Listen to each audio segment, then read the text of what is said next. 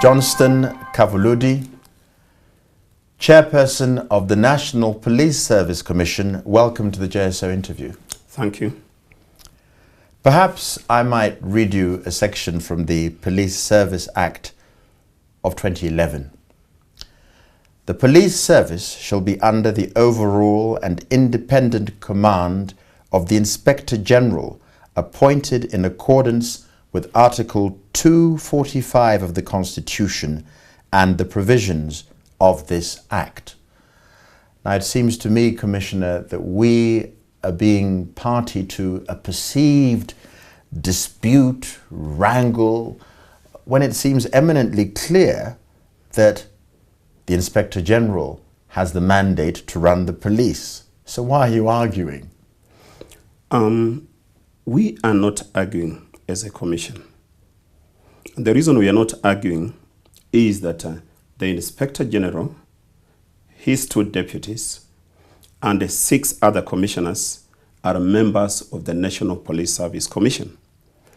If we have to understand what you just read and put it in proper context, we should read it together with Article 246 of the National Police Service Commission Act, which article gives us as a commission the authority to do a number of things: to appoint or recruit, to promote, to discipline, and even... But before you go any further, this new dispensation is so many weeks, months old, and you're already talking about disciplining, appointing, when what I've read to you quite clearly says the overall and independent command of the Inspector General.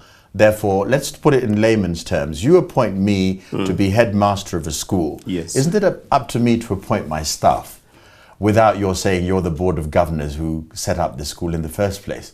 Now, you're quite right. You appoint a headmaster of a school. But when you do, you give rules and regulations about how that headmaster is expected to function. And you retain the overall authority to oversee the functioning of that headmaster as he carries out his responsibility. I beg to differ, Commissioner, because if we're to sustain this analogy for the next so many minutes, why in so short a time has the headmaster done something wrong? The question must be, what has he done wrong? True or not true? Let me tell you one thing that may not be known to the public, that the exclusive powers of the Inspector General are defined. And then we have got concurrent powers which he shares with the Commission. Now, what the Inspector General shares with the Commission as a commissioner are those powers to recruit, to appoint, to promote, to discipline. He shares with the Commission in the sense that he often acts like the CEO to the Commission. And the Commission is the chairman. Yes. So chairman ought to leave CEOs alone. The chairman ought to leave CEOs alone to do their job of running an institution. Exactly, but the chairman gives direction through the same institutions on how the CEO does it, because the policy arises from the Commission. Commissioner, with respect, I don't think we have the time in such a short time to go into the minutiae of this debate. I would like it to be brought down, however, to the level of the understanding of what is known as the common man or woman. Is this dispute that you have based on personality, or is it based on principle?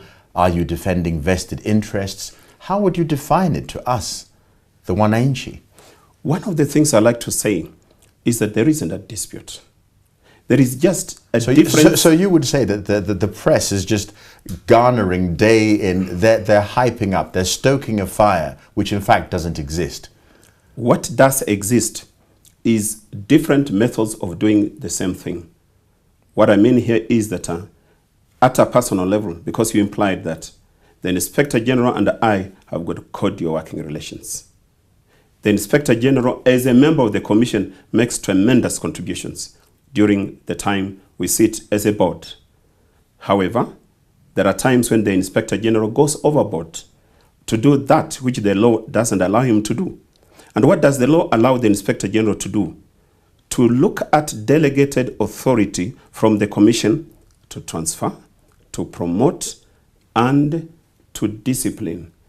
You've said that twice now. Yes. If I may ask again, I would assume that one of you is a jobbing policeman, therefore knows the intricacies of running a police force. And people on boards, I might be on a board because I'm interested in butterflies. But why don't you leave the person who knows the running of an institution to run it? Because you're trying to suggest that the 9 members of your board, Johnston Kavuludi, Ronald Musengi, Esther Chui Colombini, Mursid Mohammed, Major Muyu Shadrach Mutia, Mary Auma Award, that these people know how to run a police service. Let me tell you something about that composition that may not be known to the general public. The National Police Service Commission is constituted such that there are 5 police persons. And the civilians are only 4. Who are these 4 civilians? One is a lawyer who is suitable for appointment to a High Court judge position. Not a policeman. Right? That's not a policeman. The other 3 are persons who have experience in public administration and who have the integrity by which they qualified to be appointed. They're not policemen. 2 are senior retired police officers. One who served in the administration police and the other one in the Kenya Police Service.